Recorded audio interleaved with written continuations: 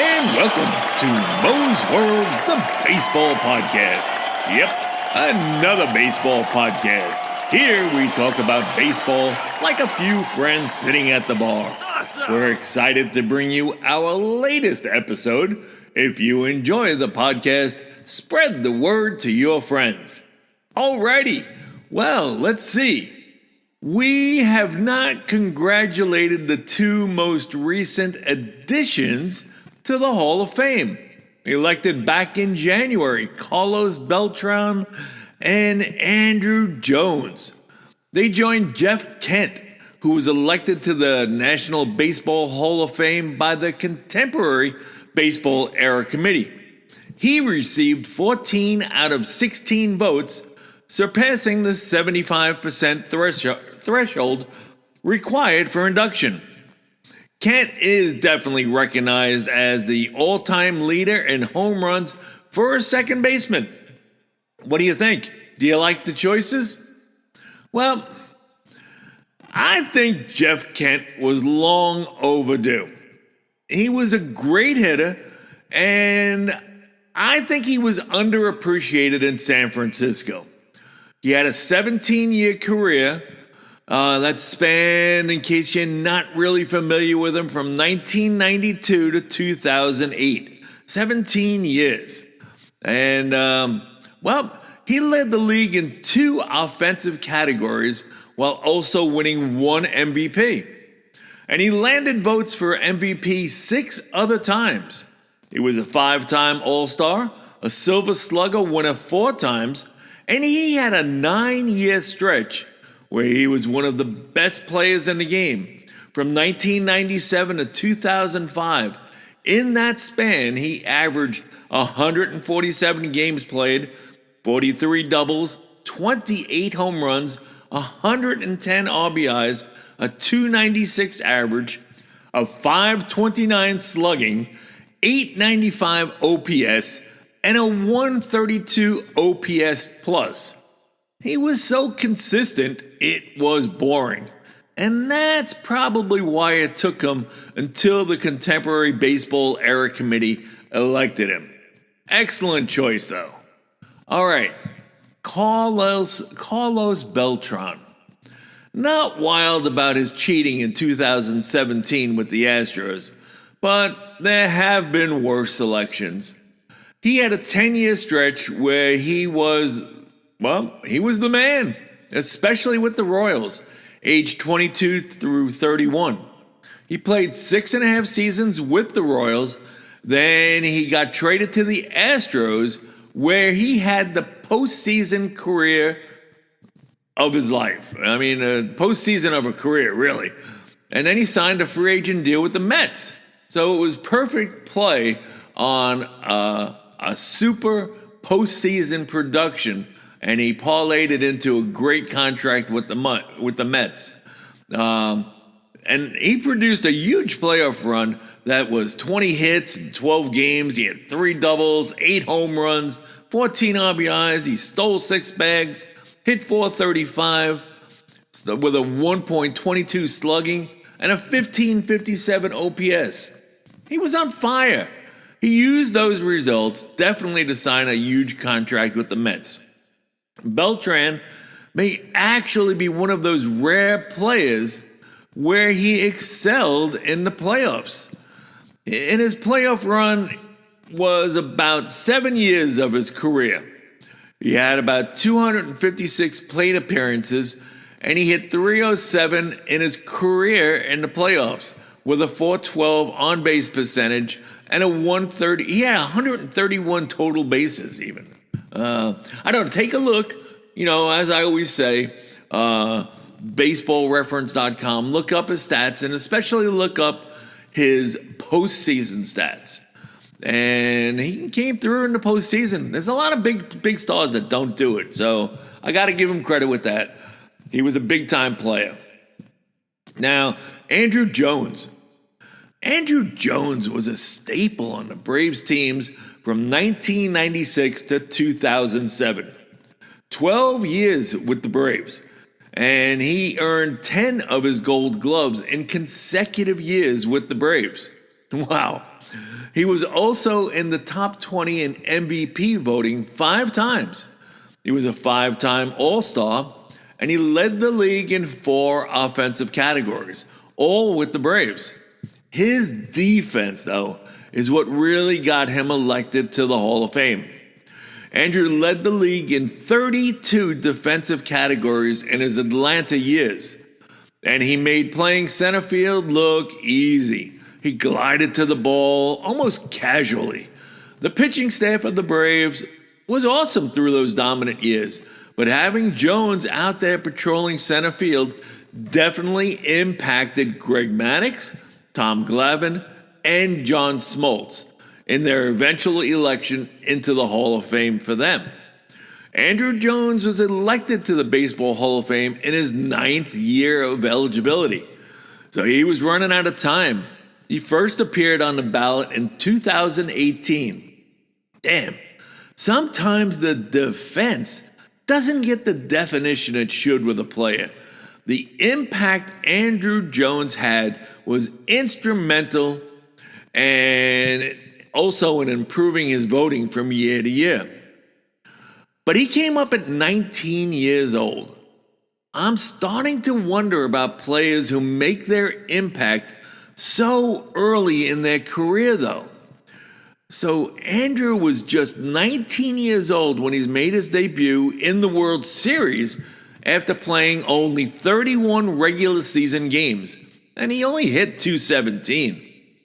So Andruw made his presence known, as they say, in the World Series, and that was in 1996.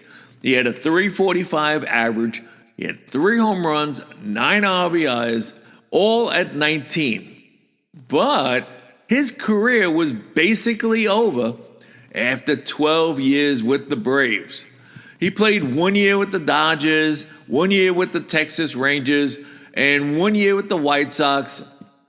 And he ended his career with 2 ugly seasons with the Yankees. He retired at 35, but he was done at 30. It seems like it's a common occurrence with players making an early debut. And a lot of players make their debut at 19 years old or become a regular in the outfield playing 153 games the following year at age 20.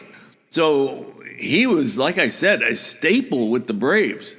But speaking of debuts, who are the youngest Major League Baseball players who've made their debut? Do you know who the oldest one is? I actually should say youngest. The youngest player to ever debut in Major League Baseball is Joe Nuxhall. He was just 15 years and 316 days old when he played for the Cincinnati Reds in 1944. That was an opportunity brought on by World War II.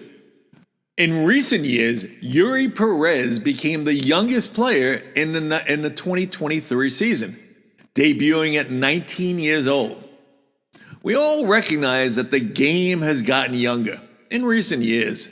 It doesn't seem like players spend as much time in the minors before advancing to the majors. Is that a good thing or a bad thing? I'm not sure. But some of the youngest players of today who made their debut in 2026 are Didier Fuentes of the Atlanta Braves. He's only 20 years old, and he's followed by Bruce Elridge of the San Francisco Giants, who was 21, Samuel Basallo of the Orioles, who made such an impression he signed a huge contract extension as well. We've all seen Roman Anthony of the Red Sox. He's only 21. And don't forget, Jackson Chourio is only 21 still. Sal Stewart came up with the Cincinnati Reds. He was 21. Jackson Holliday is only 21 years old. Trey Savage, we saw him, World Series hero for the Toronto Blue Jays. He just turned 22 this summer. So there's a lot of young players. And I think we've heard the term, will he age well? Well, I think we have to ask how these younger players will age making such an early Major League Baseball debut. Will they continue to improve? Have some shot their load already? Will some not, will they just not produce like they had at an early level? I guess we'll have to find out. One of the young players that are already on watch, one of them is Julio Rodriguez. He made his debut in 2022 at age 21. But what kind of years do we have looking forward to him? He's already been in All-Star games, MVP voting. He was voted Rookie of the Year in 2022. He had a great year, right? 28 home runs, 75 RBIs. He hit 284. He had a great sophomore year with 32 home runs, 103 RBIs. Then he was a little lackadaisical in the 2024 season. He took a step back. But he did have a pretty damn good year last year, after, like we said, a so-so third season. So he's looking for consistency now.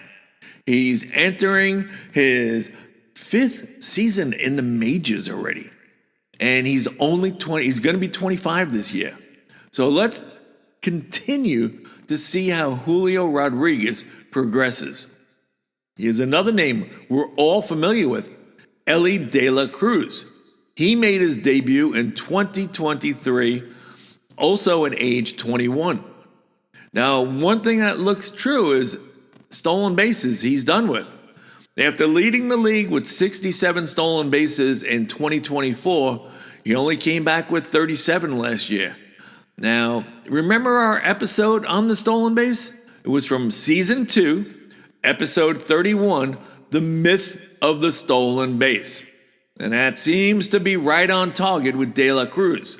He improved his strikeouts. His OPS plus dropped to 109, which is not that great. So who will Elly De La Cruz become? Upcoming is his year 4. In our Hall of Fame voting criteria, we give an up-and-coming player 4 years to establish himself as a star to be reckoned with. Is this the year for him? Well, it sounds like another good episode to revisit is Season 2, Episode 13, The Young Guns. Now, another young gun is Jackson Chourio. We spoke briefly of him. He made his debut in 2024 at only age 20. So, this year, this is the young player who has already established himself. He's played 2 years in the majors. His first year at age 20, he played 148 games and produced 21 home runs, 79 RBIs. He also had 29 doubles. He hit 275. He had a nice year, right? He's the real deal, and he's only going to get better. Look for Jackson Chourio to take charge of the Brewers this year, as I feel this will be his best season. At age 21, he has proven he can excel in the playoffs, as both 2024 and 2025, Jackson put the Brewers on his back in the postseason. This is a young player a team's fans can drool over. And the Brewers signed him through 2031 with an 8-year extension worth $82 million at $10.25 million per year. He's not a free agent until 2032. Wow, the Brewers were genius on this deal.